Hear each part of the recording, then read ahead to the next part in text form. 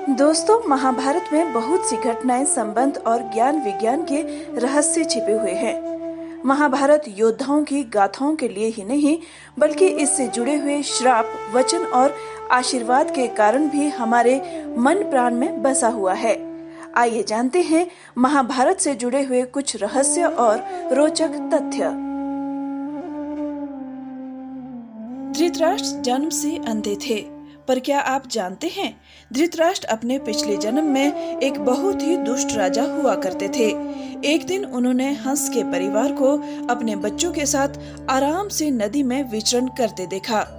वह हंस को इतना खुश न देख सके और उन्होंने आदेश दिया कि उस हंस की आंखें फाड़ दी जाए और बच्चों को मार दिया जाए। इसी कारण अगले जन्म में धृतराष्ट्र अंधे पैदा हुए और उनके पुत्र भी उसी तरह मृत्यु को प्राप्त हो गए। गांधारी की कुंडली में दोष था। ज्योतिषों के अनुसार गांधारी की कुंडली में 2 विवाह का योग था। उसके पहले पति की मृत्यु विवाह होने के बाद निश्चित थी, इसलिए गांधारी का विवाह एक बकरे के साथ करवाया गया और बाद में उस बकरे की बलि चढ़ाई गई।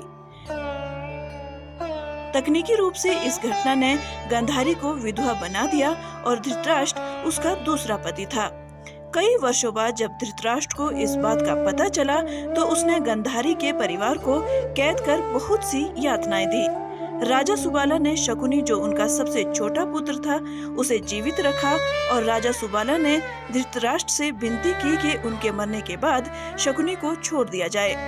आगे जाकर शकुनी ने अपने बदले के कारण कौरवों का नाश किया। अर्जुन और उलूपी के पुत्र इरावनी ने मां काली के समक्ष अपनी भक्ति प्रदर्शित करने और युद्ध में पांडवों की जीत के लिए खुद का बलिदान दे दिया। उसने मृत्यु से पहले एक लड़की से विवाह करने की इच्छा प्रकट की थी। उसकी इच्छा को पूर्ण करने के लिए श्री कृष्ण ने स्वयं मोहिनी का रूप ले लिया और उसकी मृत्यु के बाद असली पत्नी की तरह रोए। ज्यादातर लोग यह जानते हैं कि महाभारत को वेद व्यास ने लिखा है, लेकिन यह अधूरा सच है। वेद व्यास कोई नाम नहीं, बल्कि एक उपाधि थी जो वेदों का ज्ञान रखने वाले लोगों को दी जाती थी। कृष्ण द्वैपायन से पहले 27 वेद व्यास हो चुके थे, जबकि वे खुद 28वें वेद व्यास थे। उनका नाम कृष्ण द्वैपायन इसलिए रखा गया क्योंकि उनका रंग सांवला था और वे एक द्वीप पर जन्मे थे। पांडवों में सबसे छोटा भाई सहदेव भविष्य के बारे में सब जानता था। वह यह भी जानता था कि युद्ध होगा, लेकिन चुप रहा क्योंकि उसे ये भेद किसी को बताने पर मृत्यु का श्राप मिला था। एकलव्य वास्तविकता में कृष्ण का चचेरा भाई था, जो कृष्ण के पिता वासुदेव के भाई देवश्रवा का पुत्र था, जो कि जंगल में खो गया था, जिसको निषादा हिरण्यधनु ने खोजा था। एकलव्य रुक्मणी स्वयंवर के दौरान अपने पिता की रक्षा करते हुए मारा गया था। उसे कृष्ण ने मारा था। उसके गुरु दक्षिणा में दिए गए बलिदान के कारण कृष्ण ने उसे अगले जन्म में धृष्टद्युम्न होने का वरदान दिया था, जिसने द्रोण को मारा था।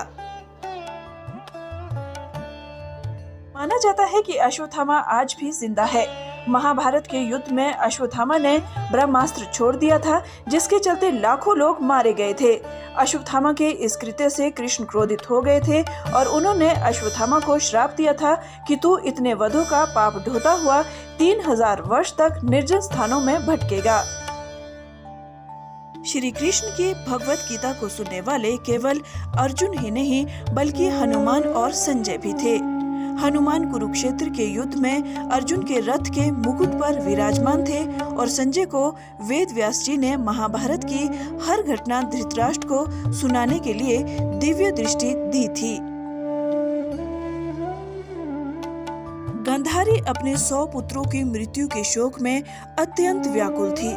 भगवान श्री कृष्ण को देखते ही गांधारी ने क्रोधित होकर उन्हें श्राप दिया कि तुम्हारे कारण जिस प्रकार मेरे 100 पुत्रों का नाश हुआ है, उसी प्रकार तुम्हारे वंश का भी एक दूसरे के कारण नाश हो जाएगा। 36 साल बाद तुम्हारी मृत्यु हो जाएगी और तुम्हारी द्वारका नगरी पानी में डूब जाएगी। भगवान कृष्ण ने महादेव से उन्हीं की तरह पुत्र होने का वरदान मांगा। महादेव विनाश के देवता हैं। श्री कृष्ण चाहते थे कि उनका पुत्र भी विनाश का कारण बने। तब सांप का जन्म हुआ। आगे चलकर सांप की वजह से ही ऐसे हालात पैदा हुए जिसकी वजह से यादव वंश का विनाश हुआ। दोस्तों, अगर आपको हमारी वीडियो पसंद आई तो लाइक करना ना भूलें और आगे ऐसी वीडियो देखने के लिए सब्सक्राइब करिए और बेल आइकन दबा दीजिए।